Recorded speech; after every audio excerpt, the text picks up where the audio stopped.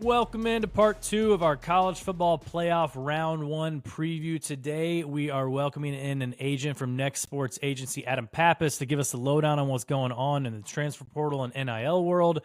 Then we're going to get to game breakdowns for Clemson at Texas and SMU at Penn State. And then at the end, we're going to give you our bracket predictions. Mine probably won't shock anyone. Lance's definitely won't shock anyone. This is Always Talking Ball. Tyler Noe, Lance Barton. Lance, let's dive right into the transfer portal before we welcome in Adam. Your boy, Jalen Mbakwe, put a scare into the folks down in Tuscaloosa, entered the portal, and ended up about 24 hours later coming back to Bama. Yeah, man, he's been the optics of so his situation. People at Alabama were freaking out because of just the optics of it more so than anything else. He's a Birmingham, Alabama native, played at Clay Chalkville High School there, a good football program there outside of Birmingham. He was hugely responsible for recruiting Ron Williams to Alabama and getting him to still come there after Saban retired and the DeBoer group came in. He helped keep that. He was one of those that helped keep that class together. He was a legend in high school football there in the state of Alabama. So losing an in-state Birmingham kid that was just so locked in to Bama and helped recruit other players there, losing him to allegedly Ole Miss was what everything was being linked to.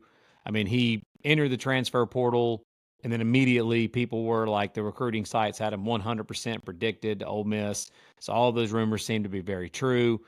The reason he wanted to go to Ole Miss, if you believe all of the strong rumors being reported, and these were also like On3, Bama Online, people that were reporting stuff like this, is that Ole Miss was telling Mbakwe that they were going to allow him to play both ways, to be kind of like Travis Hunter. Like we talked about it, man, recently, that there's going to be a lot of kids who want to be the next Travis Hunter.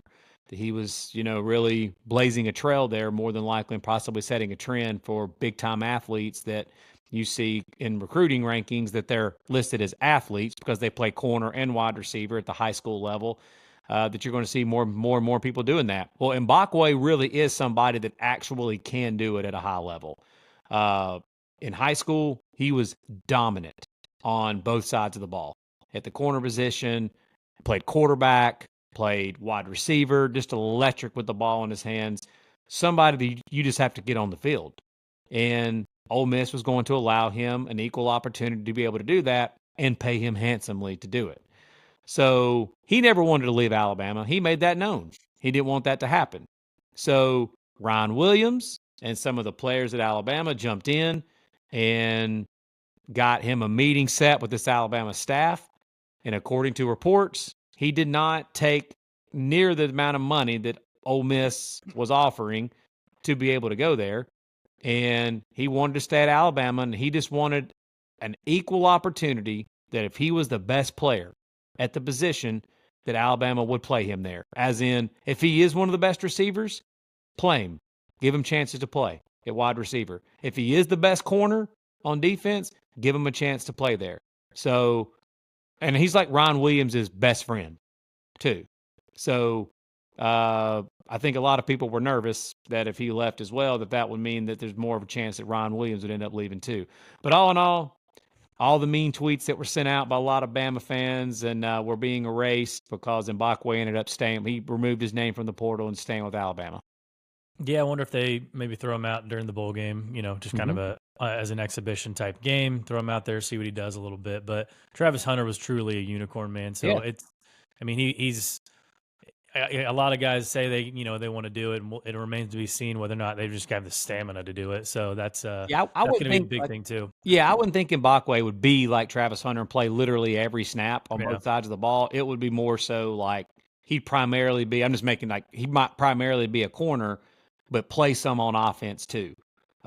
Be like the third or fourth receiver guy to play, not playing every single snap. You never know, man. I mean, he's a good enough athlete to be able to do it. There's even Auburn fans that will tell you, because they watched him play in high school, that'll tell you, like, that's a guy you just got to get on the field and get the ball in his hands and let him go make plays because he's that type of an athlete. Yeah. Moving on, Dabo did the unthinkable, and he actually took a guy out of the transfer portal, Tristan Smith, 6'5" wide receiver from Southeast Missouri State. So Dabo is now on the board. He's got a portal guy. Nobody can say he doesn't use the transfer portal anymore. So good for Dabo. Malik Murphy going from Duke to Kentucky. We texted about this the other day, kind of just laughed about it. It's a downgrade. You're going to a tougher conference. You're going to probably a worse team than Duke was. I mean, Duke won 9 games last year, maybe not because of Malik Murphy, but we'll see what Kentucky does. I mean, they tend to bring in some guys in the portal. They brought some guys in from the portal last year that we thought were going to make a difference and didn't end up doing anything. No, yeah, 2 years in a row where they brought in quarterbacks, and neither one of them panned out there at Kentucky. Kentucky lost all their receivers to the portal, and they're losing players left and right. Like the best players on their team on both sides of the ball, Kentucky's either losing to the NFL or the transfer portal. So, like you just alluded to, he's going to be playing significantly tougher competition, much better defenses, have a worse offensive scheme, and not enough guys to throw the ball to. So, I don't know if it may have worked out dollar amount wise for him, but I think this isn't going to end up looking like a bad move for Malik Murphy. Yeah, a couple of quarterbacks enter the portal. John Mateer, quarterback from Washington State. He's now 247 Sports, number 1 transfer portal prospect. And early reports are Oklahoma is in the running. Obviously, Ben Arbuckle is now at Oklahoma. He was at Washington State, offensive coordinator. And then, of course, Miami is in there. And that's no surprise. Obviously, Cam Ward is leaving, so they are going to need to backfill that position. And then another quarterback, backup quarterback from Penn State, Bo Pribula. Unfortunately, put in a position where he's got to make a decision whether or not he wants to stick it out with Penn State, who's got a really good shot, as we outlined, that they've got a good shot at going to the semifinals, which won't take place till January 9th or 10th. But if he wants to maximize his potential, which Drew Allar's already announced he's coming back next year, Pribula's not going to sit around one more year and wait for him. So he's got to do the unthinkable. People said it would never happen. College football playoff, players would never enter the portal. Well, they're doing it right now. And he's taking visits to Mizzou. He's taking visits to Iowa, UCF, and Indiana. Yeah, first off, some of those teams that are interesting for his services because he can play. He's a good athlete. We saw how good he was in that Wisconsin game in Camp Randall in that second half when Aller went down. I mean, Pribula played really well, and Penn State's offense, honestly, that night, I'm not saying he's better than Aller, but I'm saying that night, Penn State's offense looked better under him in that game. But the college football calendar, man, is the reason why that this happened. It put him in an impossible situation. I got to be honest, the way James Franklin handled that was fantastic. I loved his interview, what he had to say. James Franklin really represented himself really, really well at the podium when he talked about Bo Pribula. And I like how he had Pribula's back. I'm sure that Penn State fans were just destroying Pribula for leaving, acting like he's not a team player and he's selfish, blah, blah, blah, all these things. When in reality, we just, we're going to be talking to Adam here, like, about this and stuff. Like, I mean, the numbers being thrown out, man, for these players are insane, especially at the quarterback position. QB1 at a place like Mizzou or UCF or Indiana or whatever, that's some serious money that these guys can make, like life-changing type money that they can make. Plus, like you said, Aller's coming back. Pribula needs to play. So because of the college football calendar, man, he wasn't really left with much of a choice. Yeah. Yeah, we're going to talk about here in a couple minutes a couple of possible fixes, what we can do for this college football calendar here. But moving on, probably the most dynamic player in the portal right now is Zachariah Branch from USC. Him and his brother Zion are supposed to be a package deal at whatever school they go to. He was at USC for 2 years, dynamic returner, wide receiver, all that stuff. Lincoln Riley just losing 5-star recruits left and right, losing games left and right. The future does not look too bright at USC right now, but Zachariah Branch is going to be a difference maker wherever he goes. Yeah, I could go on about a 10-minute rant here about USC, but I'm obviously not going to do that. We'll save that for another deal. But, yeah, they're in trouble, bro. They're in the old Coliseum there in southern Los Angeles. But, Branch is as electric as it gets. Someone that is electric as he is with the ball in his hands from the kick return, punt return perspective, catching short passes, turning it into like he's a threat to put his nose on the goalpost every single time he touches the ball. So he will obviously command a lot of interest in the portal from all the best programs in college football. It was interesting to see Pete Nakos from On3 where he linked him to really early. Louisville was one of them because of Miller Moss going there with Jeff Brom. That would obviously be a home run for Louisville to land, someone like Branch. But I'll be shocked if he doesn't end up at one of the top. But again, there's a caveat here. Some of these programs, man, are so good that they don't need Zachariah Branch and have to include his brother Zion. So the caveat with his brother, he's got to go somewhere where his brother can also play as well. So he may not end up like at an Oregon or a Texas or somewhere like that because they've got significantly better players at the safety and DB position as opposed to his brother Zion. Yeah, another USC guy, offensive lineman Mason Murphy, transferring to Auburn. He's a 4-star out of the portal, so Auburn getting a good offensive lineman there. Patrick Payton. Hugh Freeze is hitting that portal hard, bro. Yeah, as always. Patrick Payton, edge rusher from Florida State. He's got one more eligibility left. He was one of the better players on that defense the past couple of years. He can really get off the edge. He just entered the portal. He's good. So Kewan Lacey going to Ole Miss. You got TJ Finley going to, I believe, his 5th school in college. So I'm not sure how his credits are transferring there. I'm not sure how all that works. We'll ask Adam about that. But he's going to Tulane. Big time, I would say a downgrade for Tulane, going from Darian Mensah to TJ Finley. Yeah, I agree. I mean, Mensah was really good this year as a freshman, and I said that just sucks for a G5 program like Tulane where you've got a true freshman that's as promising as he is.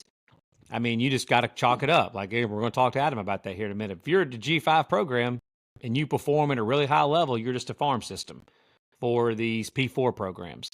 But, man, if someone like Tulane, you could sell that, though. Yeah. Like, that's something that you could sell. Like, I would lean into it if I were these G5 programs. Like, hey, come here.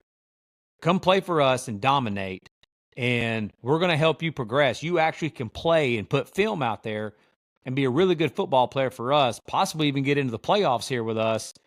And then if you do that and do really well, hey, you're going to get some of these P4 programs are going to be willing to pay you 7 figures to come be their quarterback, as opposed to going to some lower Power 5, Power 4 program and being a backup for 2 or 3 years. Makes more sense to do that.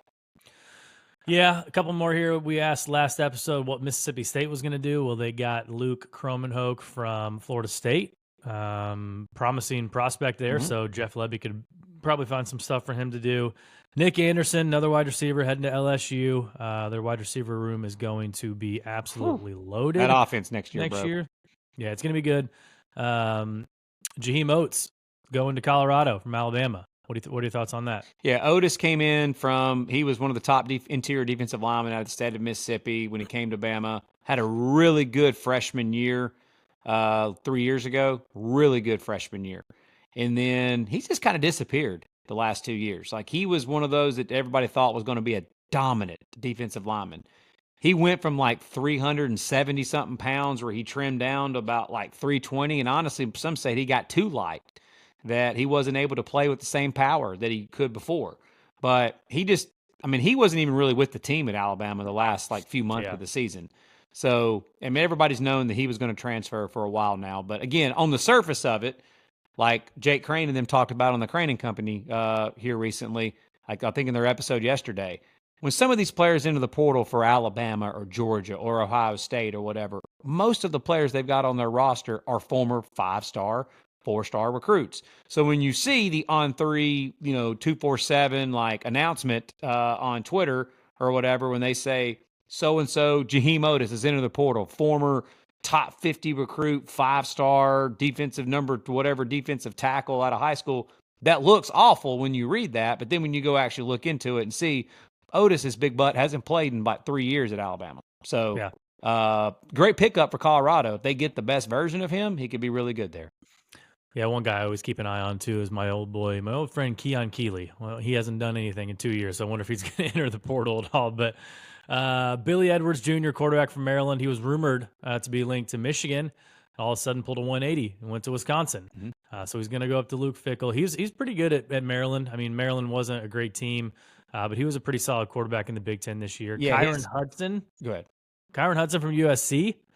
Wide receiver going to Penn State. Penn State's, I mean, they're trying anything they can. They tried with Julian Fleming last year. We've long said there hasn't been a good wide receiver at Penn State in a very long time. Hey, So good pickup. Sneaky, yeah. not even sneaky, like really good pickup. Kyron Hudson, most know if you watch that LSU USC game, he's the dude that went up and one-handed snagged one out of the air on two defenders in that game. Honestly, maybe the catch of the year, week 1 of the season. He can play. He's really good. So Penn State might get him one there with Aller coming back too. Yeah, and LSU wide receiver room is too crowded for CJ Daniels. He's out of there, and he's on to Miami. So we'll see if they end up getting a guy like John Mateer, and maybe CJ Daniels will have a little resurgence of a year, because it was honestly a little disappointing for him last year coming from Liberty. And so we'll see what happens with him. And then Auburn, last time we talked, they went to the portal, and they got Jackson Arnold. And they now went to the portal again and got Ashton Daniels from Stanford. Very similar quarterbacks to each other. They're both mobile. They can both run. I would not be surprised if Freeze added another portal quarterback. Because right now they've only got right now it's just Ashton Daniels, Jackson Arnold, and Deuce Knight, who's going to be really on the roster this coming up year. Walker White just entered the portal. Yeah. So they probably will grab another one. But like this kid's from Buford High School out of Georgia, so it's really close. Auburn's on the Georgia line geographically, so it's really close for him. It's a chance for him to come into an SEC school and compete for the starting job. Like again, I think they want Jackson Arnold to be the guy. But if you're someone like Daniels, if you come in and have an equal opportunity and a shot, and you believe in yourself, you have an opportunity to be the quarterback at an SEC school that's going to have really good wide receivers and good skill players around you in Hugh Freeze's offense. Yeah.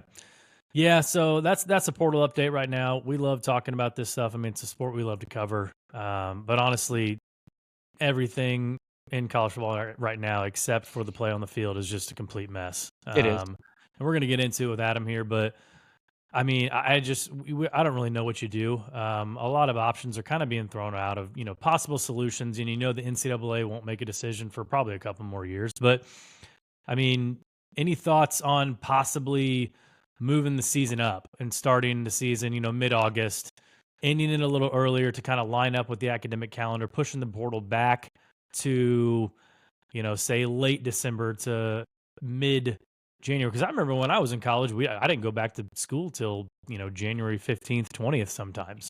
Yeah, I saw Joel Klatt talking about this. It's funny because you brought it up to me off air recently. We were talking on the phone about it when the Bo Perbula thing happened. Just what a mess that the calendar is in general. Joel Klatt basically said the same thing you said, that we need to move the season up in the month of August. We've already got 2 bye weeks already as it is. Like this year, you had 2 bye weeks, so it's not really that far-fetched to be able to do that. And you end your season, the season ends around January 1st. Yeah. Like New Year's Day, we've got a national champion crown, or around that date. And then that first week of January, you have a week to 2 week period where the transfer portal opens as soon as the season ends. I mean, most of these kids, we're going to talk to Adam about that too. Most of these kids know they're going to be entering the portal. They're already contacting agents. They're already working with whatever. There's nothing stopping a kid from calling their buddy they played high school ball with, that's on another team, and being like, hey, is there a spot for me there? I'm interested in coming there. That stuff's already going on. We're not dumb. We all know that. So, yeah, I mean, if you were to end the season around that January 1st time frame, and then you have the portal open for about 2 weeks in early January, that kids could get enrolled in classes in January on time to where they're going, to what they can still get there for spring ball. And then you have the second portal that opens up after spring ball, right before the summer semester starts, like they already do now. Like they're already about to have, when they have another portal window that's going to be open in April. So I think that would definitely help. It's, again, it's unbelievable. It's the only sport where you've got just open free agency while the season's still going on. And not only while the season's still going on, while the biggest games of the season, the freaking postseason, the playoffs, are still going on. Imagine if NFL had free agency during the middle of the NFL playoffs. That's what this is. Yeah. Nuts. What about Rhett Lashley's idea of just getting rid of the December portal altogether? I'd be okay with that. I mean, I know that at some point you got to have a give and take somewhere. You've got to be able to give something and take something away. The reason why they have it in December is because they want people to be able to be enrolled for spring semester so they can go through spring ball and, have a better chance so coaches know what their rosters are going to be like or whatever. But at some point, man, you've got to, again, give something and take something. I agree. Take away the December portal and just have a wide freaking open transfer portal time as soon as spring ball ends at the end of month of April and it carries into May. Mm-hmm. And kids can be enough time to where they can take visits, they can choose where they want to go, and they get enrolled at whatever school and whatever program they want to go to for summer classes, for summer semester. So they can go through summer workouts, they can go through the 7-on-7 stuff that they do during the summer. That's plenty of time. Let's be real. That's plenty of time for these. I know coaches are psycho, really, and like they really want to like have these kids there by spring ball to go through spring practice. But let's be real. A lot of these guys don't need to be there for spring ball and spring coaches practice. will adapt. Yeah, exactly. They'll adapt and they'll be fine. Yeah. And I think that would fix everything. Like you wouldn't even have to move the calendars. Well, for the season. Last option here, and I know that they'll probably never do it, but what would fix a lot of this stuff and what would probably cut at least half of this stuff that we've got going on right now out of here, just bring back having to sit out of here. Yeah, I'm okay with. I saw the Bear Chris Felica tweet this out the other day, and I think most people agree with this. I'm okay with. Okay, yeah, you went somewhere, you made a mistake, or your coach leaves, your position coach leaves, your coordinator, whatever it may be. You go somewhere, it's not working out. You can you get a one-time hall pass, transfer wherever you want, one time. After that, no. You have to sit out a year if you transfer somewhere else. And the only other way you get to transfer after that freely is once you graduate and you're a graduate transfer. Like that to me should be the model going forward. But because, like Nick Saban said, the litigation stuff, I'm not smart enough to get into all that in the court system or whatever. But the litigation stuff that goes on with the NCAA, they're not going to stop that. To me, the only way this is ever going to stop is if somehow they do put some actual laws in place with states or whatever to prevent that from happening, or the rumors that you hear that the Big Ten and the SEC or whatever, that they're going to form their own deal and in football and football only, they're going to break away from the NCAA and have their own kind of NFL, AFC, NFC model, the top 40 to 50 teams, whatever. If they ever went to that model, I think you could guarantee it that they're not going to have you get to transfer whenever, however, wherever you want, as many times as you want. There'll be rules that everybody will abide by, that every team will have the same set of rules. Wouldn't that be something else? Where else in life do you just have, or you just go, it's something this big where everybody's operating on different rules and different standards, and it's nuts, bro. Wouldn't that be a great idea that everybody has to abide by the same freaking set of rules, and we all know what they are. The whole world knows what the rules are, including these teams. This is the NCAA. This is the NCAA. Yeah. Yeah. Yep. All right, let's welcome in our guest, Adam Pappas, sports agent for Next Sports Agency. He's out there repping guys like Dean Wade from the Cleveland Cavaliers, but also he reps and assists some college athletes out there, helps them traverse the dangerous landscape that is NIL and the transfer portal. Adam, it's a pleasure having you on, man. You're now our first recurring guest on the show. Thank you, Tyler. Thank you, Lance. Glad to be the first reoccurring. Hopefully, I'll also be the first third-time one here soon, too, once the portal ends. We can all come back again and see where this dust settles with everybody. Yeah, man, absolutely. Adam, appreciate you joining us, man. This the second time having you back. This originated, this for anybody that wants to know, this past Friday night, Adam and we both live here in the greater area of St. Louis. Our beautiful wives that we both definitely outkicked our coverages with work for the same company, and their awesome Christmas party blowout was this past Friday night. And me and Adam were just chopping it up over some drinks, and he was like, dude, we got to get on the pod again and talk portal, because this portal world is just absolutely insane. So yeah, man, glad to have you back, Adam. We'll just dive right into it here. Dude, the dollar amounts that are being thrown around with some of these players, and it's crazy how public it has become like it's public knowledge now on a lot of these guys and what they're making. And honestly, I think they want it to be public knowledge by how much they're making. So talk to me about like, talk to us, tell our listeners, like what's going on here with why is it that the dollar amounts are so much higher now than they have been in the recent early years of this transfer portal era? Yeah, I think the easiest answer and probably the quickest is rev share. Everybody is expecting revenue sharing to pass when it comes up to vote here. I believe it's July 1st it goes into effect. And everybody in government feels like, and around college football, ADs, coaches, feels like it's pretty much a slam dunk that's going to pass. You've already seen schools like Texas Tech kind of put out like how they're going to spend the 25 million that they're going to get between schools, and I think 95% was football. Yep. So that is why you have, numbers that now, to be honest, in the marketplace from this year to last year, I mean, we're up 20 to 30% in the market for guys. Year over year, just based on the revenue sharing that's coming in, and schools preparing for that. It's really changed too how you can negotiate. It's two contracts now, so you have a collective contract, which will still be a piece, and all the big schools are still having a collective because it's an advantage to them, right? You can offer a little more through your collective, and then You cut out there for a second. I think you had an incoming call. yeah, I did. Okay.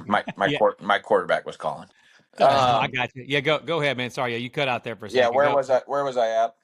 So the last thing you were saying was talking about we were talking about collectives, and like a share goes to the collective, and like share, like talking about that. Yeah, so both contracts now, what's new is a collective. You sign a collective contract, which would be part of kind of what you've agreed to. Then you're going to sign another contract that's rev share, right? That is contingent upon the July 1st passing. But once that passes, you're signing that contract as well for the extra dollars. So that's why the money's up, is because everybody's basically spending the rev share dollars that we don't currently necessarily have as of today. But every team and every AD in school, assumes that it's coming, and nobody has heard any reason to not. So that's what the bigger schools are doing. They're still using their collective as kind of a bump and a boost for guys. But a majority now of your salary is coming from rev share that's going to start in July. Okay, yeah, that makes sense because like I've been wondering, a lot of people have been wondering, like these schools that have these huge collectives, like your Texas, your Oregon, your Miami's, just to name a few, Texas A&M, programs like that. Like, are they still going to be able to have tons of money donated to these collective and use that money towards NIL?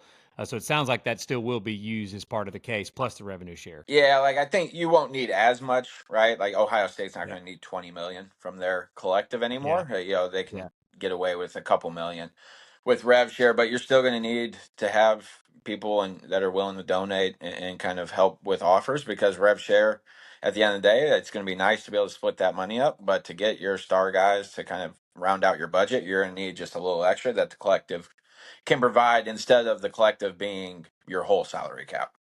yeah. No, that makes sense. As far as like, like last time we had you on, we were talking about how, you were telling us that the NIL world, as far as the amount of money being thrown around, it's a lot like the NFL model in regards to like obviously quarterbacks, and edge rushers, wide receivers, certain positions command more money in the transfer portal NIL world like they do in the NFL. Is that still kind of the same what you're seeing now as well? Yeah, it's still the same. Your prime positions in the NFL are your prime positions in college, and that's what everybody's looking for.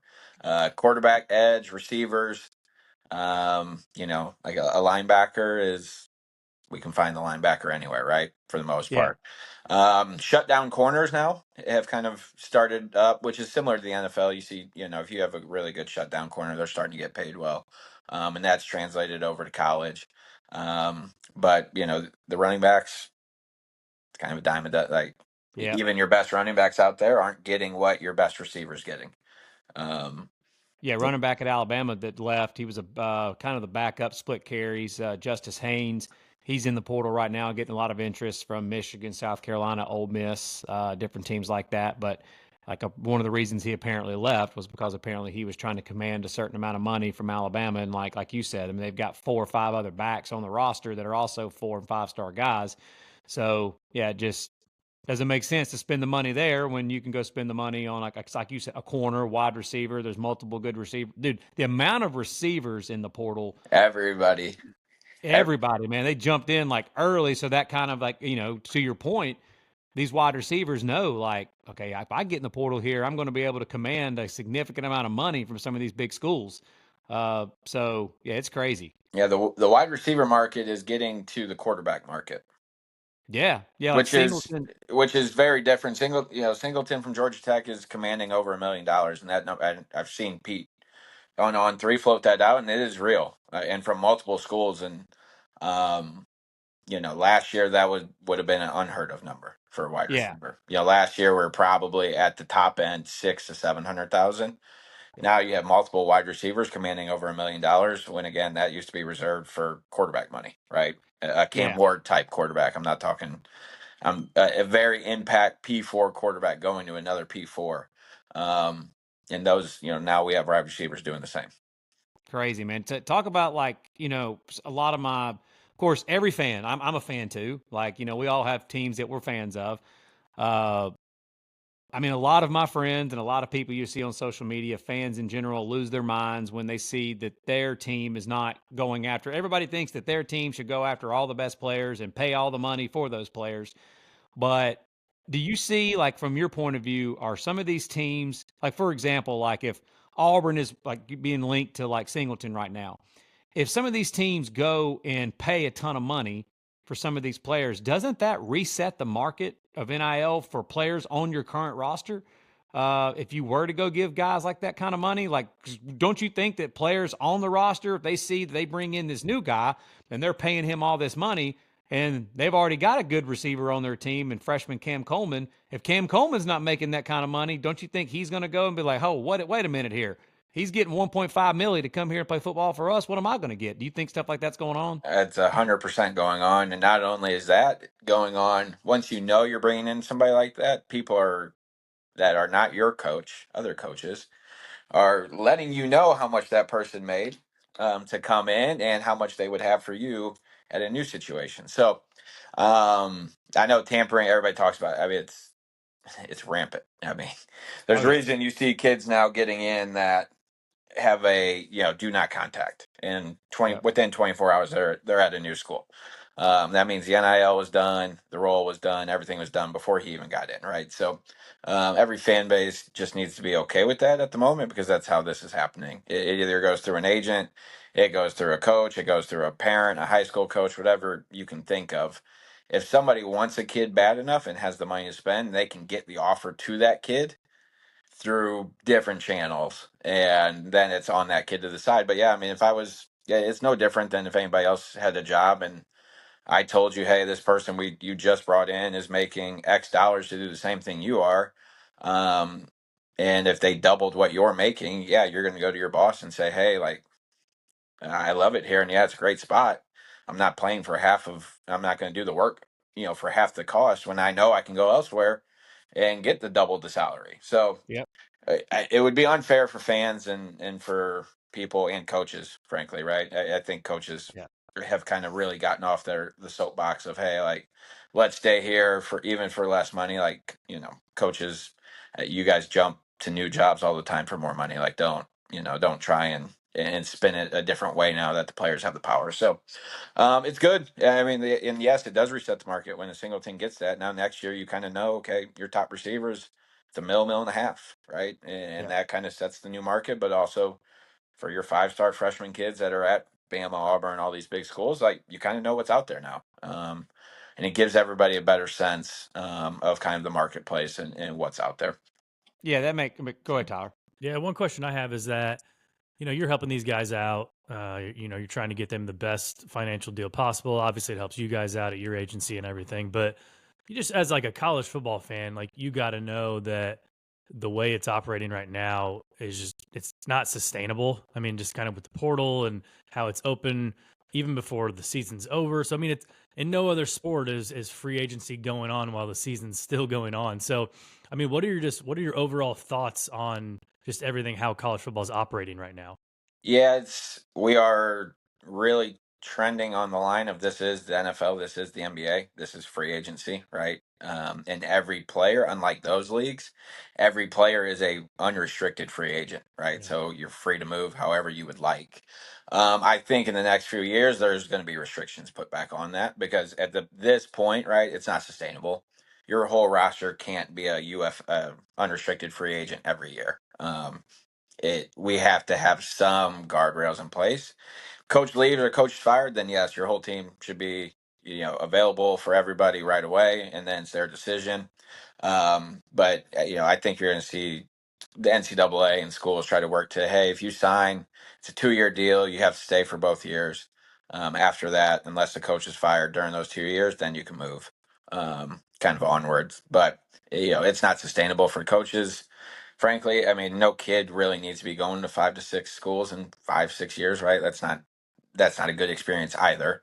All just chasing dollars, and I get it. We want to maximize your, especially in football, right? Basketball, it's not as violent of a sport.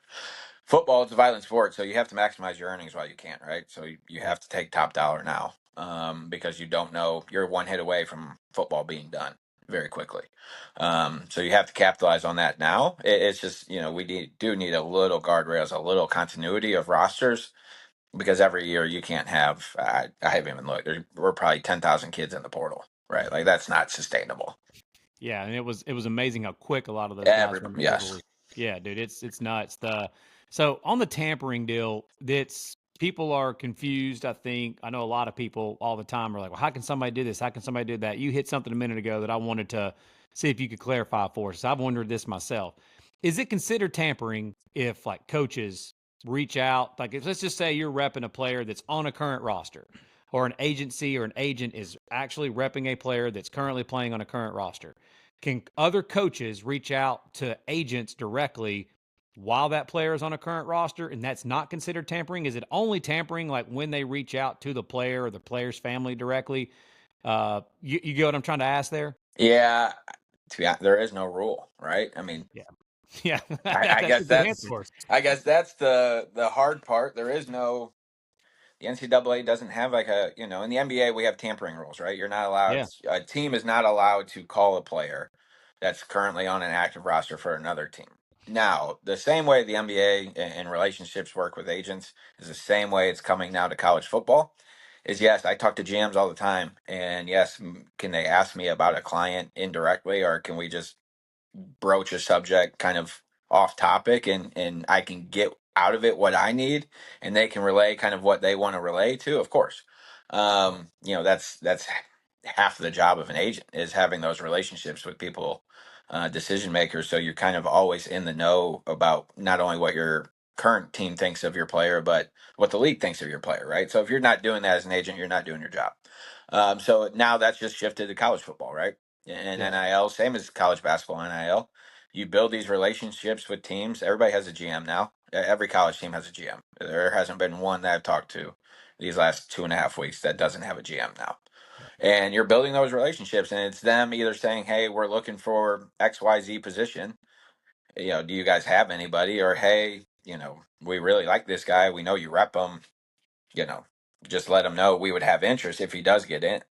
Yeah. Is that tampering? I don't know. Yeah. Again, it's not defined in for the NCAA. So is Yeah. it getting the message out to somebody? Yes. Um, but again, until there's some guardrails around being a free agent every year, this is just going to continue to happen. Yeah. And Adam, last time when we had you on, going on at that time, I think because, NIL transfer portal was still pretty new. It's still fairly new, but some of these players that like Matthew Sluka at UNLV and the Jaden Rashada deal at Florida and stuff, are these guys not getting like actual representation beforehand and they're doing handshake agreements with like how does that work? Because like again, like when we had you on last time, we were telling people like, look, players need to get someone like yourself and an agency with them so they could help them with making sure they're getting the right representation for contracts in place so they're going to get the money that's owed to them.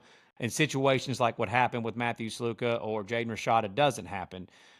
Is a lot of that still going on? Because, dude, I see some of this stuff on Twitter sometimes where like people are calling themselves agents and people are saying that they're agents for certain players, and they're not. I look them up, they're not even legit actual agents that work with agencies.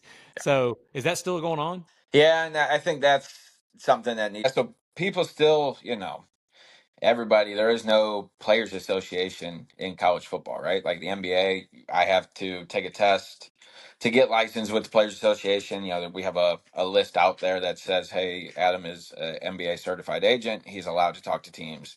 There's a vetting process, right? You have to do a background check, things like that. The NCAA currently, to be an NIL agent, you don't, right? So it could be anybody off the street, and that's part of the problem. Is you start seeing people that are just wanting to, have a marketing degree, right? Or feel like they know what they're doing and we can do this, I can do this. It's no problem. It's no big deal. Representing players and giving them bad advice because frankly, they just don't know, right? Like it's not their job. It's not their profession. They're not trained to do this. They just see the money out there and they're like, oh, well, I'll try that. Why not?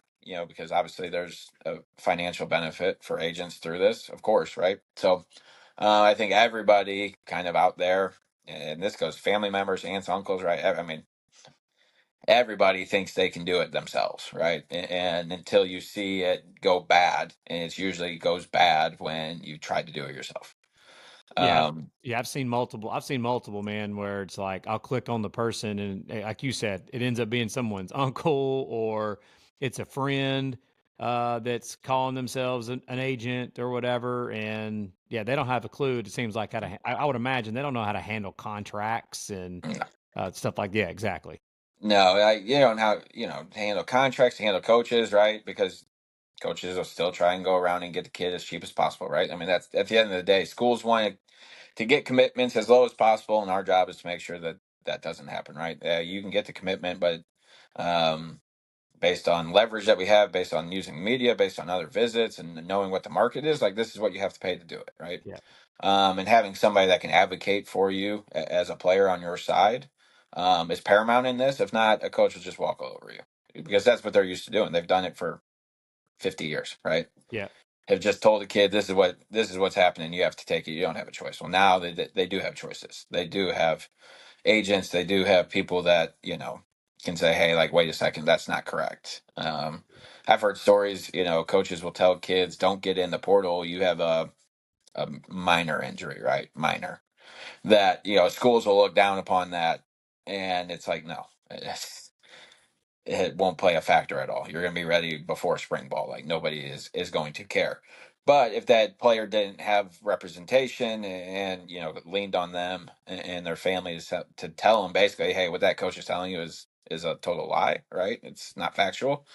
He could have been stuck somewhere making zero in a smaller conference. Instead, now he's making very good money in a P4, and that's just what you have to protect kids from because coaches it's nothing's changed. Like coaches will tell a kid everything they want to hear to keep them, and they'll negatively say everything they can to keep a kid out of the portal because at the end of the day, you coaches at the G5 level especially, like there's no way to keep talent monetarily, right? Because they just can't compete. So you have to kind of tell kids things, anything. And if you don't have the proper representation as a kid, you may believe it because at the end of the day, you feel like coach is supposed to have your best interest, and that's not always true.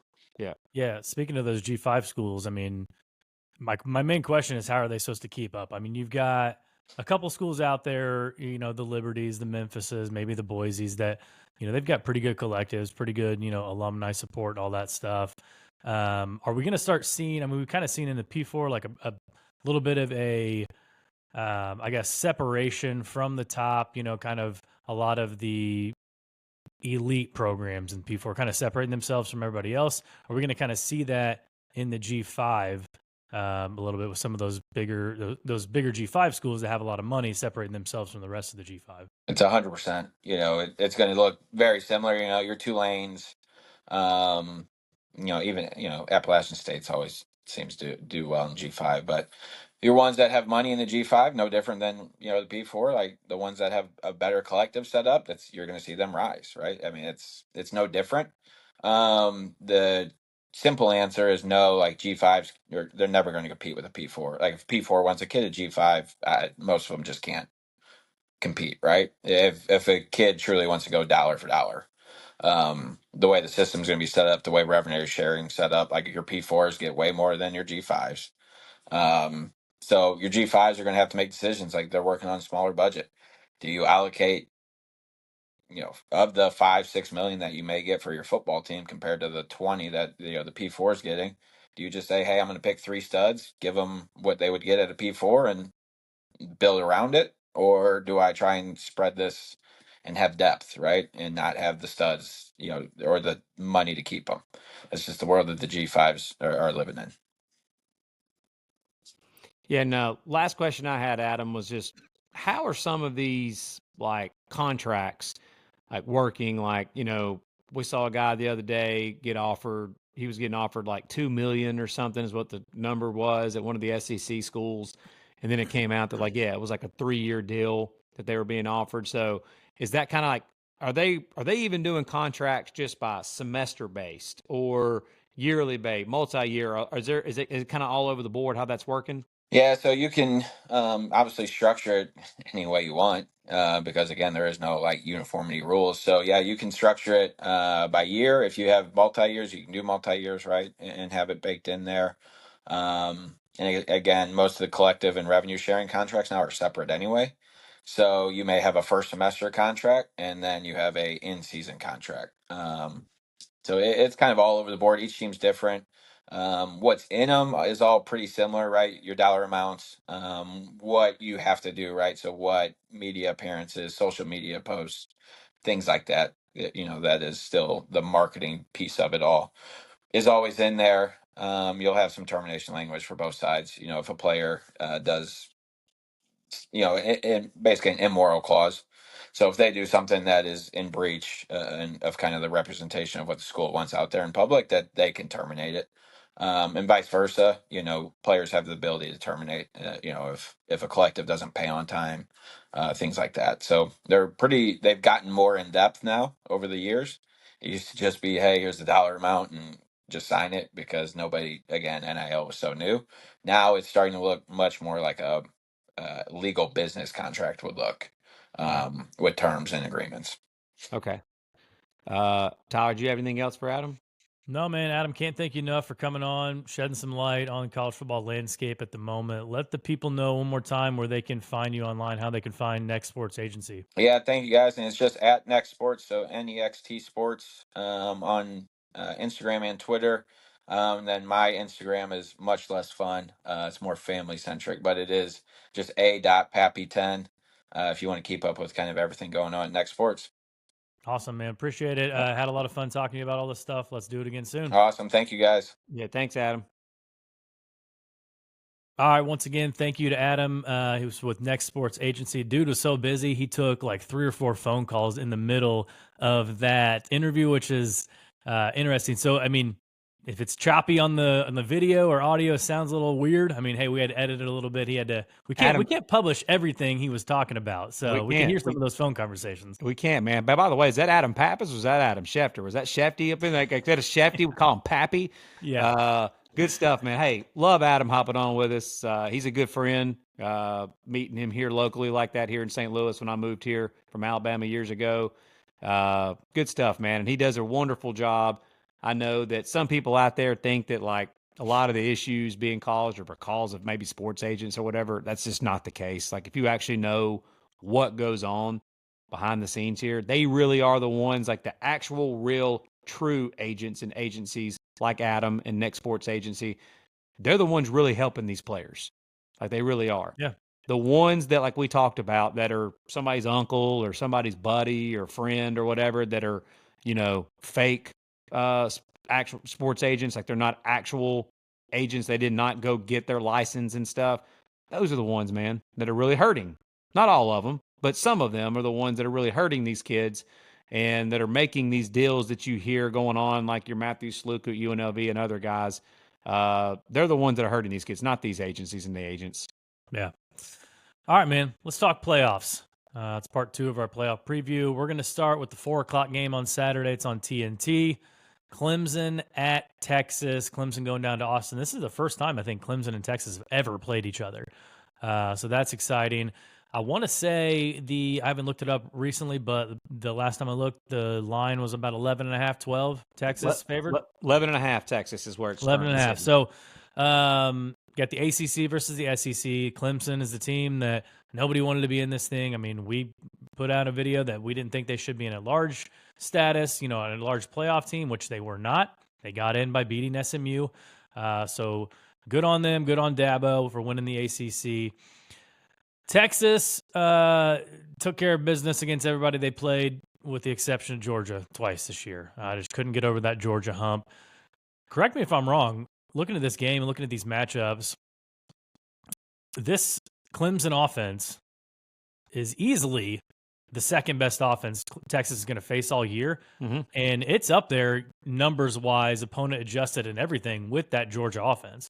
Oh, 100%. Like I said, we talked about it. We put out a video, a reel, and TikTok that got a ton of action on TikTok and reels going into that SEC championship game, talking about how we're going to find out in that Georgia game, the SEC championship game, was Texas's defense really as legit as the numbers said they were, number 2 overall defense in the country going into that game, or was it because they were being propped up by playing against bad offenses because they didn't face but one offense ranked in like the top 50 in offense, which was Georgia, which they lost to earlier in the year. Well, what we found out is both were true. They haven't faced many good offenses, and their defense is legit. Their defense was not the reason they lost that game to Georgia in the SEC championship game.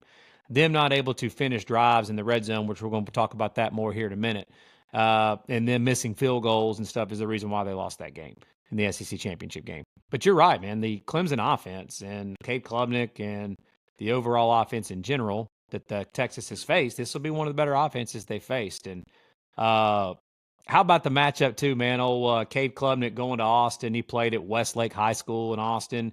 Him and old Quinn Ewers have actually already squared off in a big game. So, hey, some people in Texas might tell you they've already squared off in a bigger game than this one in the Texas High School State Championship game where the Southlake Dragons and Westlake Austin squared off, and Klubnik and Westlake got the best of them in that matchup. So this is round 2 between Ewers and Klubnik.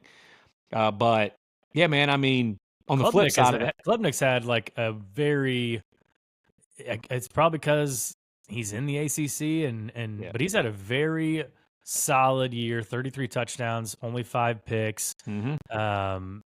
He's really taken care of the ball a lot better than he did in the past couple of years. He's completing 64% of his passes, over 3,300 yards. I mean, he's got some weapons to throw to too. So I mean, I really think that I trust Dabo. I mean, Clemson still got the athletes, right? They still get a lot of really, really good recruits. They may not go into the portal, although we talked about it earlier.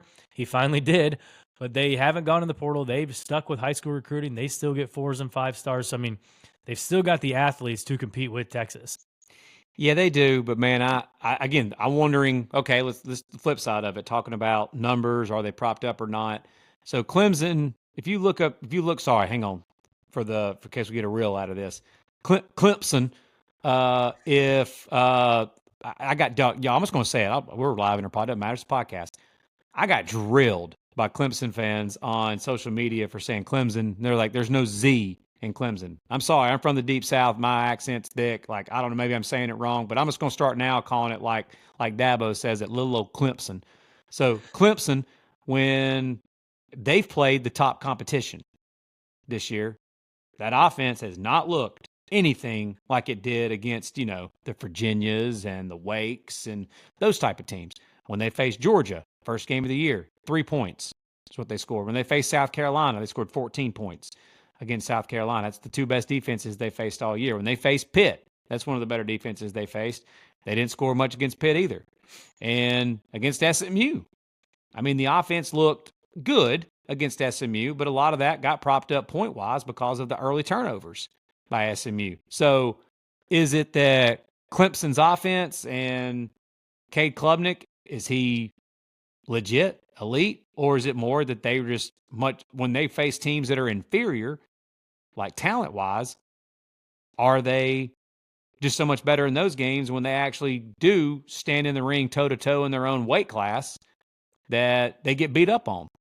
So I don't know which one's more true. Again, we're going to find out in this one because this Texas defense, I'm ready to say it. They're the best defense in college football. I think they are the best defense in college football.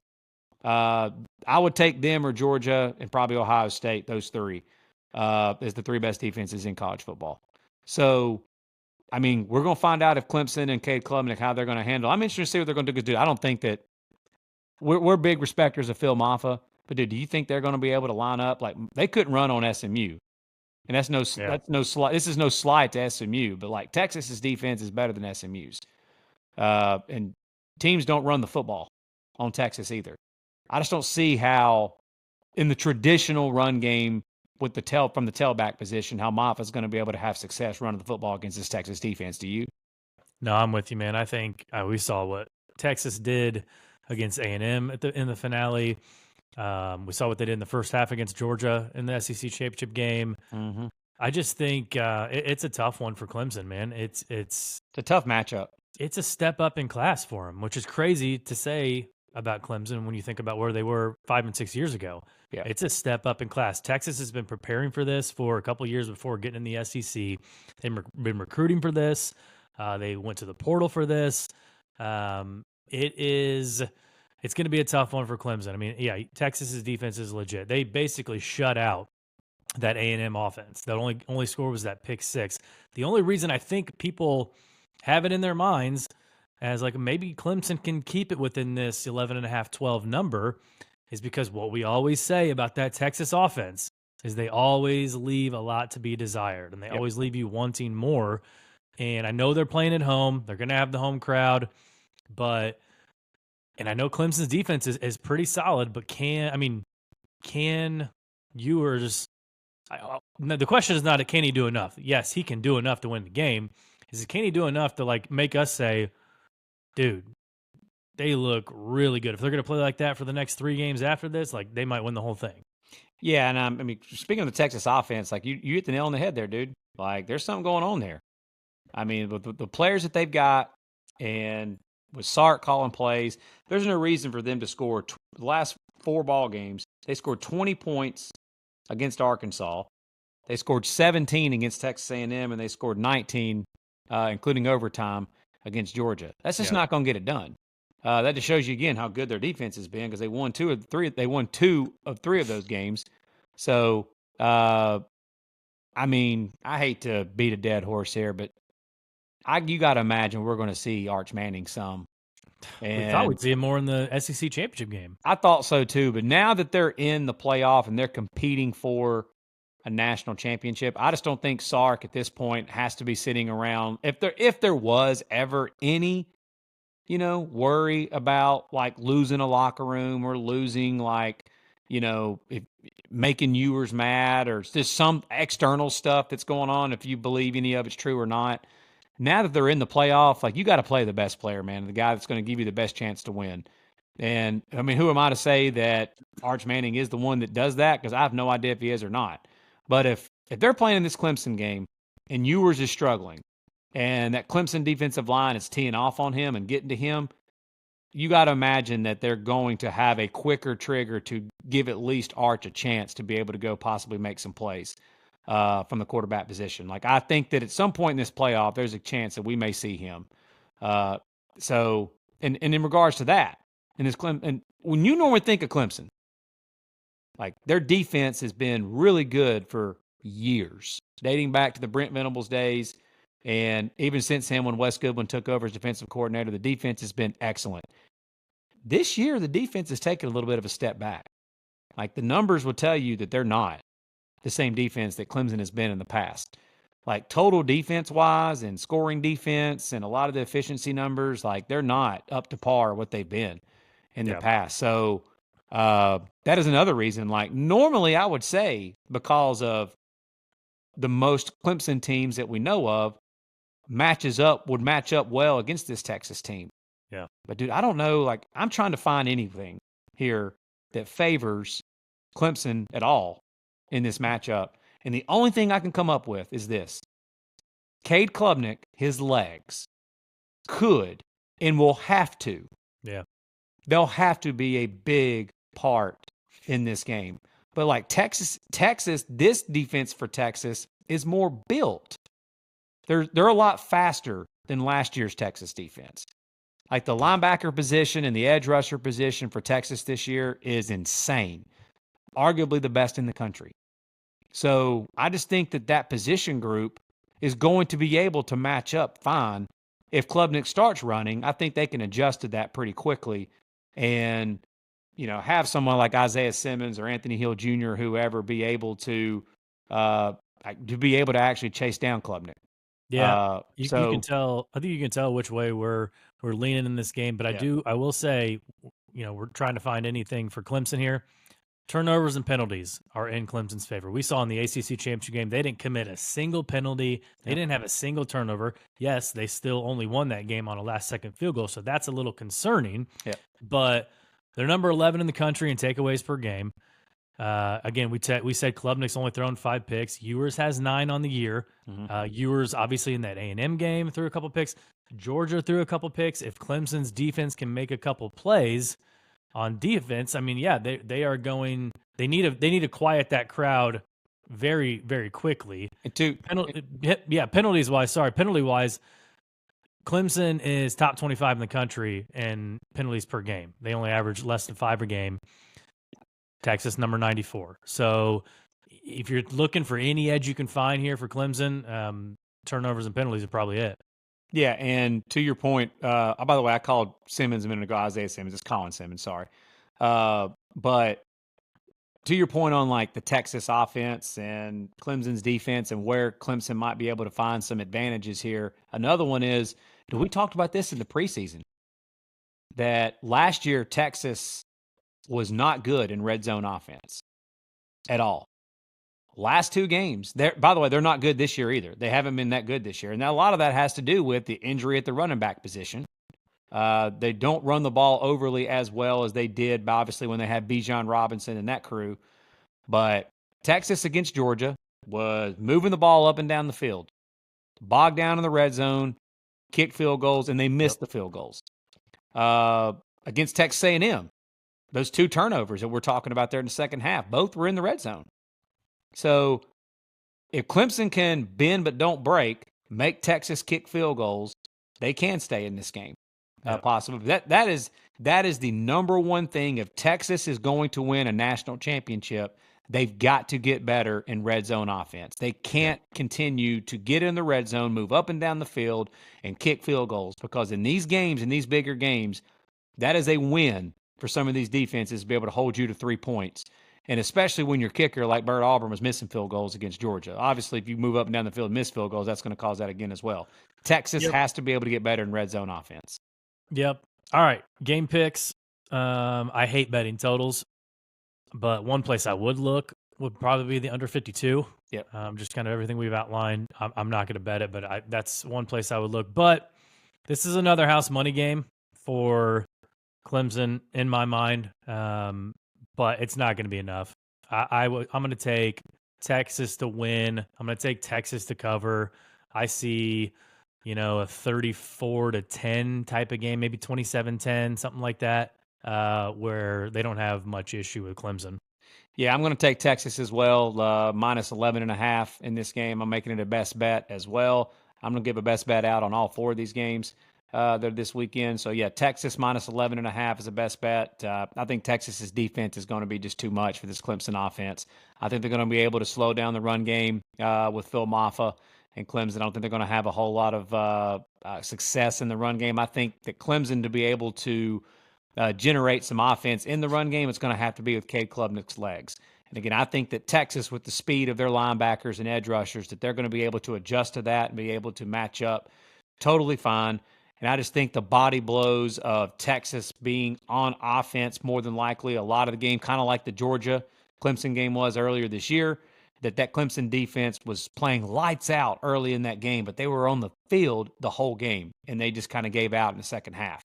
I think that's what you're going to see a lot in this game as well. I think that the body blows from Texas will make it to where Clemson's defense is on the field a lot, and in the second half, they impose their will and take over. I'm kind of in the same boat with you. I'm kind of thinking 27-13, 27-10, 31-13, 31-10 type of game here. Saturday at noon on TNT, in-state college, Happy Valley. Southern Methodist will be marching in to face Penn State. Penn State favored by 8.5, total of 53.5. Feels like temperature at the moment for during the game is 16 degrees. I believe the average temperature at kickoff for SMU this year was about 72.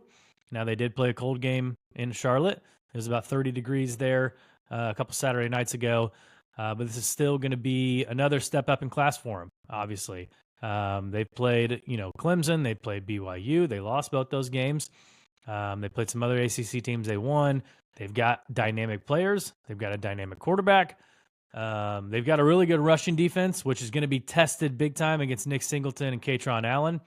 And from what we saw in that Penn State offense, if they decide to open it up a little bit like they did against Oregon, what kind of game are we looking at here? Yeah, I think that the version of Penn State that we saw, that you and I saw in person there in Indy, the Big Ten championship game with that offense, and them actually opening it up and getting the ball to both of those tailbacks and Nick Singleton and Katron Allen in the passing game, getting them the ball in space, your best players and your best athletes in space like that was a huge deal. Them running the football like they did against Oregon definitely made me more optimistic of this Penn State offense. Outside of Tyler Warren, it's really all we've been seeing a whole lot this year. They actually had a couple of receivers that stepped up, made some plays in that game as well. Drew Aller looked as good as he's looked all year. I just think that Colton Nicky's dialed in right now. Offensive coordinator, Penn State. He's, new to the team. They're just kind of filling themselves out, finding different weapons. And I definitely think they found something there with getting the ball to those backs in space like that. I think that's something you're going to see in this game as well against SMU. The quick question. SMU, I was trying to think of it. The biggest crowd they've played, they came from the group of five to this is their first year in the ACC. The biggest crowd they've played in front of, I looked it up, was Louisville with like a little over 60,000. Mm-hmm. It's almost double what they're going to be walking into in Beaver Stadium this weekend on Saturday. And Penn State whiteout conditions as well.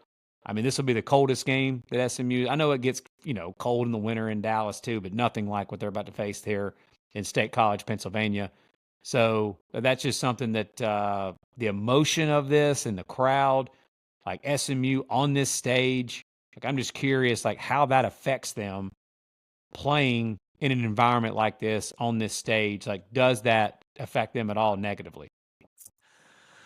You just never know. You never know how a team's going to respond when they get in that situation. Some teams could fold under the pressure, and then other guys, we like you said, we haven't seen it, so we don't know what kind of player Kevin Jennings is going to turn into. Is he going to turn into he just blocks out all the noise and he goes out and he balls out?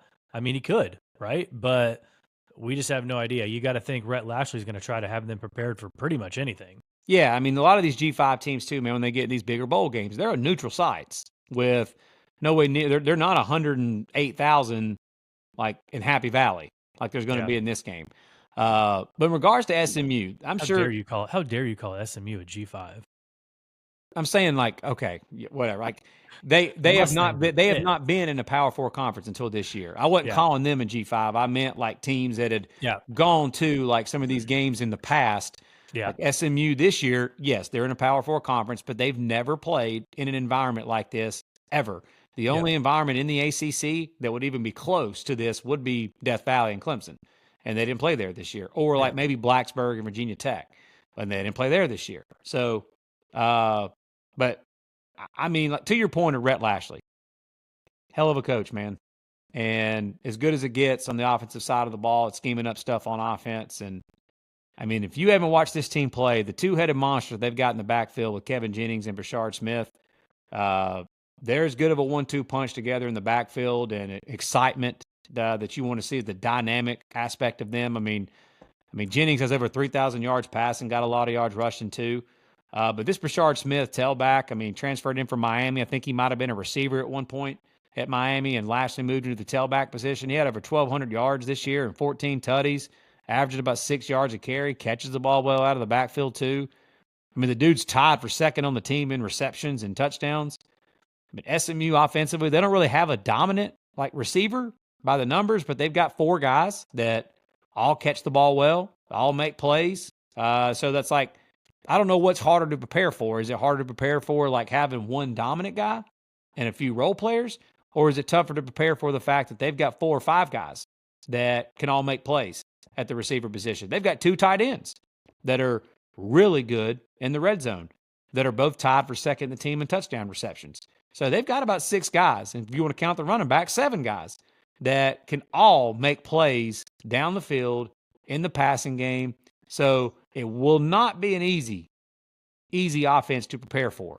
So, I mean, but also, if you're SMU, they have not seen, and this includes Clemson, they've not seen the type of pass rushers and the type of athletes that they're going to see, like an Abdul Carter or a Kobe King, like the type of athletes that Penn State's going to have. It's going to be rushing off the edge, rushing the passer, able to possibly chase down Kevin Jennings like that. Like, dude, you and I talked about it. When we saw Penn State in person against Oregon, dude, Abdul Carter was like an alien running around. Like, it's like the guy at that size should not be moving like that. And Penn State's got multiple dudes like that can do that. So SMU's got to be able to run the football. They've got to be able to run the ball some. And, I mean, I just don't know. I don't know how SMU's offensive line is going to be able to hold up against Penn State's defensive front. Do you think they can? Not likely. Yeah, I don't think so either. It's not likely. I'm trying to find a path. I mean, Jennings is going to have to be Superman offensively for them, and the dual threat ability. Like, he's going to have to be borderline Superman, I feel like, for them to be able to have success offensively. In the cold it's going to be, in the weather forecast, the way that they're calling for the weather. Like, I don't know how much he's just going to be able to just like sling the ball all over the field. Maybe he can. I don't know. Yeah, my gut reaction on this game was Penn State in a somewhat of a big game. Take SMU, right? That's my gut reaction until I dove more into, the stats and everything. But what a huge game this is for James Franklin, right? Mm-hmm. I mean, he cannot lose this game. Cannot lose this game. Nope. Agreed. The fan base at Penn State will never. I mean, we were around a lot of the Penn State fans there, man, in Indy for the Big Ten championship game. I mean, most of them that we talked to were, we're happy to be here. James Franklin in big games, James Franklin against top 5, even they're saying it. But good news is for Penn State fans, this is not a top 5 team. And this is not even a top 10 team right now by the rankings. So, I mean, usually these type of games are the ones that James Franklin wins, the ones where he is a pretty prohibitive favorite and that they're supposed to win. These are the games he does win. Yeah. So, I mean, and on the flip side of it, on the other side of the ball, I mean, SMU's defense, that is what, and the reason why that SMU, like, obviously Rhett Lashley's offense is a big reason why the offense, but like this defense is the reason why that they're eligible and a reason why they're in this playoff. Like, having an exciting offense and all that is great and dynamic playmakers, but the ability and the transformation that they've made on the defensive side of the ball the last 2 years is insane. Some of the numbers here for SMU's defense, they're tied with Oregon at 10th in the nation in total sacks. They're 12th in the nation in tackles for a loss. So obviously that tells you that SMU's done a really good job of wreaking havoc in the backfield this year, of making plays behind the line of scrimmage, getting teams in second and long or third and long. Obviously that's going to help you have a lot of success as a defense. They're 4th in the country in rush defense. They're top 30 in points allowed. Where they're a little susceptible is in the passing game. They're 91st in the country in passing defense. So, but like I always do, I take a look at some things and go, okay, who's the competition that they've played against? And the 3 best offenses that SMU has faced this year, they were Clemson, Louisville, and TCU. They gave up 34 points per game in those 3 games. So, I mean, against the better, deep offenses they faced, they struggled. So, I do think it's a little bit of both. I do think SMU's defense is really good. I think they're a lot better than what probably people realize and what people give them credit for. But I do think that when they do face the better competition, that the defense isn't as good. And they've got one guy, Kobe Wilson, linebacker number 24. Keep an eye on him in this game. He's top 20 in the nation in tackles. And when I caught a few of SMU's games this year, that dude jumped off the page, jumped off the TV, making plays all over the place. Yeah, one thing people, I think they harp so much on the schedule they played and everything, which I mean, we talked about Penn State's schedule. Like they played Ohio State, but other than that, it wasn't exactly murderer's row. But Right. one thing people overlook is the fact that like SMU, I mean, obviously, yeah, they played a really easy schedule this year, comparatively speaking, but Mhm. you've got to think that might be somewhat of an advantage because they're not as beat up as a Penn State would be. Same as the Clemson-Texas game. I mean, Texas schedule, is what it was, but going through a gauntlet like like Georgia did, like, yeah, Kirby was like, we need some time off. And Penn State probably thinking after they played Oregon, yeah, we need some time off. We only get 2 weeks now. SMU, yeah, they played a tough game against Clemson, but before that, they were playing, Virginia and Boston College and some teams that aren't as respected as much. You got to think that SMU's weaker schedule can benefit to the fact that, yeah, maybe they're a little healthier now. Yeah, and it could. It absolutely could. Yeah. Yeah, another thing that's interesting with this SMU defense is we talked about it going to the ACC championship game. We thought that Clemson was going to be able to run the football against SMU, and they absolutely did not. Yeah. They shut down Phil Maffa in the run game. So if they can hold up and slow down Katron Allen and Nick Singleton, and I think that too, one thing that I've heard a few other places mention on this, what if Drew Aller actually does get nicked up? Yeah. There is no Bo Perbula there anymore. So that could get interesting in a hurry. Yeah. I think they've got like a freshman quarterback that was highly recruited, but like I don't think they planned on playing him in this playoff, and now they may have to in this spot. But Yeah. as far as a game pick in this game, I tried to find other angles to try to find a way that I would give out maybe SMU against the spread or maybe SMU pull off the upset. But man, I'm not going to make this harder than it is. SMU's had an incredible year, dynamic offense, dynamic playmakers in the backfield. Defense is better than what people realize, and the numbers reflect that as well. But I just think of some of the competition that they've played against, the better teams that they've played. They've given up 34 points per game in those games on the road in a 100 and something thousand seat stadium in whiteout conditions for a Penn State home playoff game. I just think that Penn State's overall physicality, the atmosphere, the crowd, the weather, all of that combined, I think Penn State wins this game, and I think they cover. I don't necessarily think it's a blowout, but I think Penn State probably wins this game something like I could see it like again, 27, 13 type of game, type of deal. And I think I think Penn State wins, think they cover. I think Allen, Singleton, offensively, Kotelnicki, all of that, I think that they'll get it done. Yeah, I think we all want to see SMU do well in this game. We want to see them win. Like everyone loves to root for the underdog. You want to see them make it a good game down into the fourth quarter. Mm-hmm. I'm just not sure if that's going to happen either. And we were talking about a team, thinking back to that Duke game, 6 turnovers. This is a team that gives it away 1.5 times or 1.7 times per game. It's 101st in the country. They got to take care of the ball. They did the same thing against Clemson in the ACC championship game. And then penalties wise, I mean, 130th in the country in penalties per game. 128th in penalties per play, 133. That's second to worst penalty yards per game. Yikes. They cannot have turnovers. They cannot have penalties. I just don't know if you can change that all in one game, something that's compounded over the season. So, yeah, I'm with you. I'm going to take Penn State to win. I'm going to take them to cover. I'm with you on the score. Yeah, I like, again, similar to the Texas-Clemson game, maybe a 27-10 type game.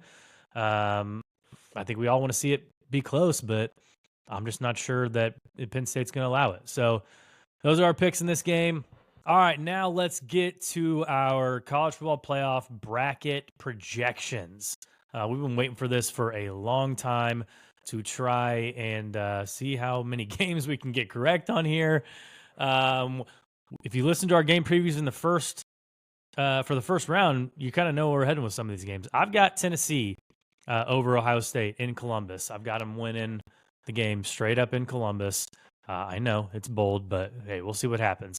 I've got Texas advancing to play Arizona State in the quarters. Got Penn State over SMU and Notre Dame over Indiana.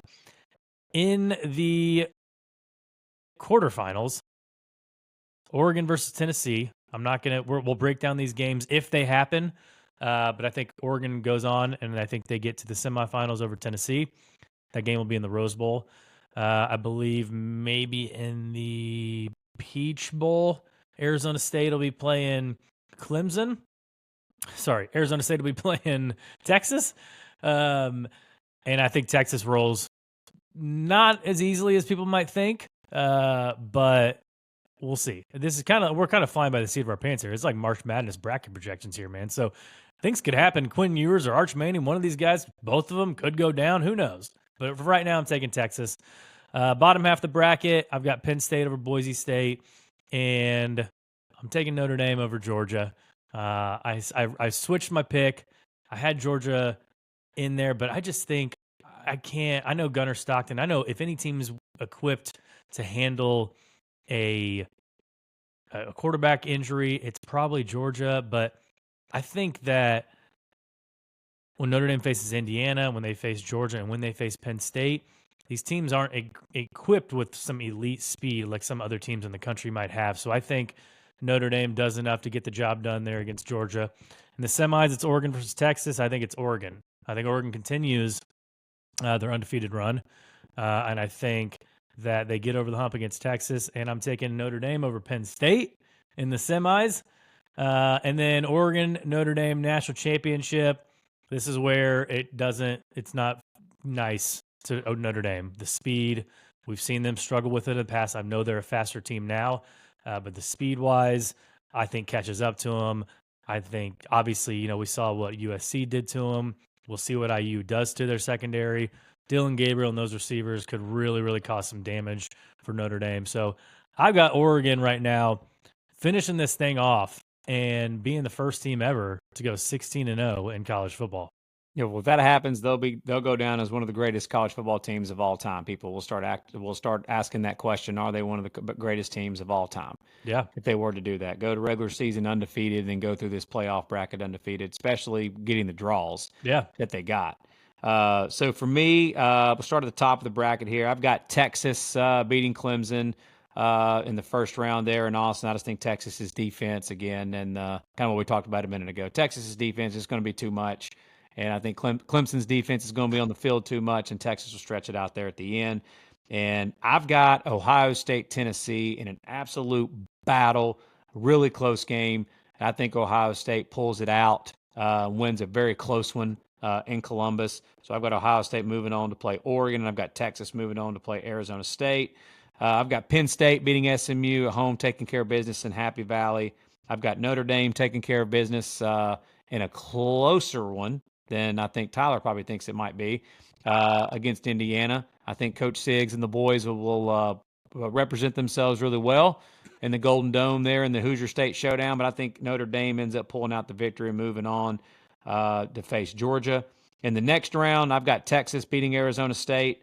I just think that Texas's defense is going to be able to slow down what Arizona State does the best with Cam Scatterbo, and I just think Texas takes care of business in that spot. I think Ohio State will win the rematch against Oregon in the Rose Bowl, and I think the Buckeyes get it done against the Ducks and pull off, I wouldn't say it's that big of an upset. Ohio State may even be favored in that game. I haven't seen projected lines, but they may be even favored in that game against Oregon in the Rose Bowl. So I've got Texas moving on and Ohio State moving on to the semis.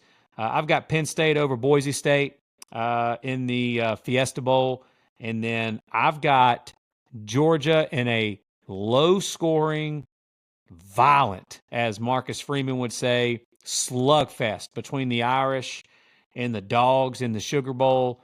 I think Gunnar Stockton and that Georgia offense make just enough plays. I think the Georgia defense will carry the Dogs in that game, and it'll be a low-scoring, just not for the faint of heart type of game. And I think Georgia gets it done against Tyler's Notre Dame bunch. So I've got Texas and Oregon in a semifinal match, which would be Ohio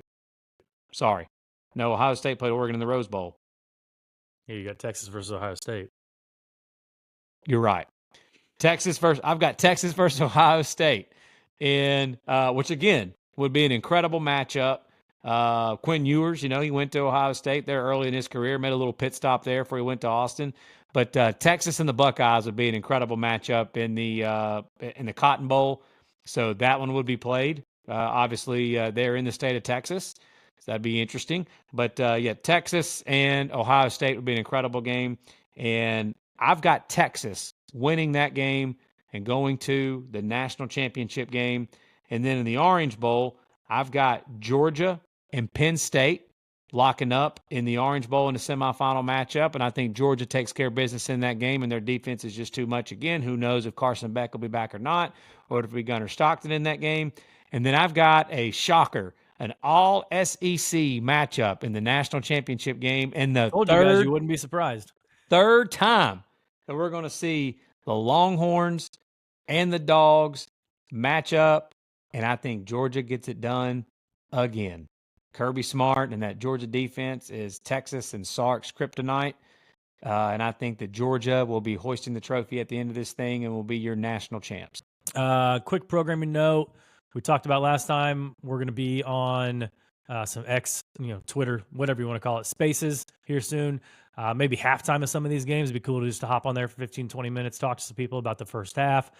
At the end of some of the games too, in between kind of like the 30-minute gap between, some of these games, as much as we can personally with, our families and all that, we'll try to hop on and interact with people. We'll be back next Monday, the 23rd, for the recap of these games, kind of the overarching look, maybe a little bit of a look ahead to the quarters. We'll probably take a week off because not much to talk about over Christmas, not a lot of bowl games going on and stuff like that. We'll be back on the 30th to preview the quarterfinals. So that's pretty much it for us. We appreciate you guys tuning in. Again, thanks to Adam for popping on. We're hoping to have more guests in the future. And until then, we'll see you next time.